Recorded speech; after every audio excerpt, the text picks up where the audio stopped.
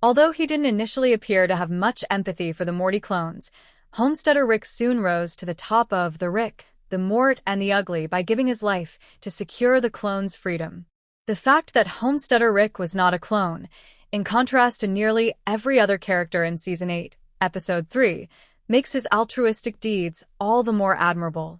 Homesteader Rick managed to get himself fixed up after being shot by the Rick clones for no other reason than that he had decided to live close to the Mortys.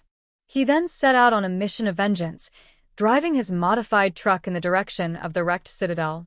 Unbeknownst to him, Homesteader Rick had reluctantly allowed Arcade Morty and Doc Morty to tag alone in his car because they wanted to free the captured Mortys. Doc Morty died when they reached the Rick section of town, and Homesteader Rick and Arcade Morty battled their way through a number of foes before being taken prisoner.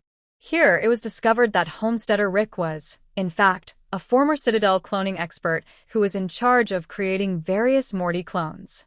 He then accepted Boss Hog Rick's offer to return to his previous position, but instead of creating a normal clone, he created a massive Morty that managed to escape his captivity and started murdering the neighboring Rick clones. After helping to free the remaining Mortys, Homesteader Rick drove them to safety while remaining behind to battle the other Ricks.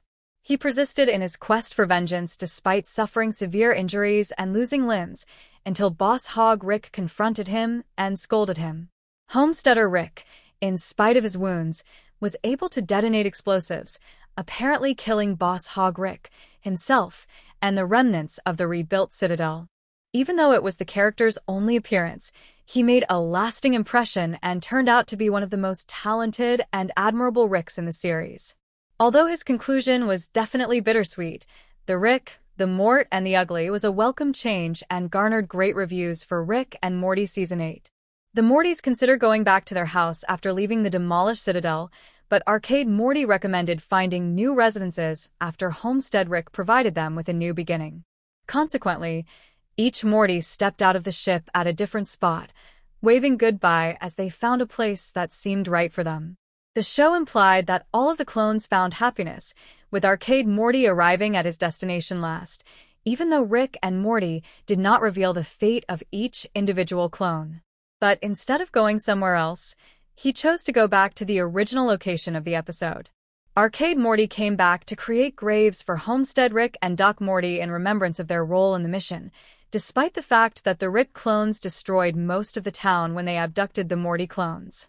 His journey came to an emotional conclusion, but just as he was beginning to feel at peace, the main protagonist reappeared, denying all that had transpired and accusing Arcade Morty of killing Homestead Rick.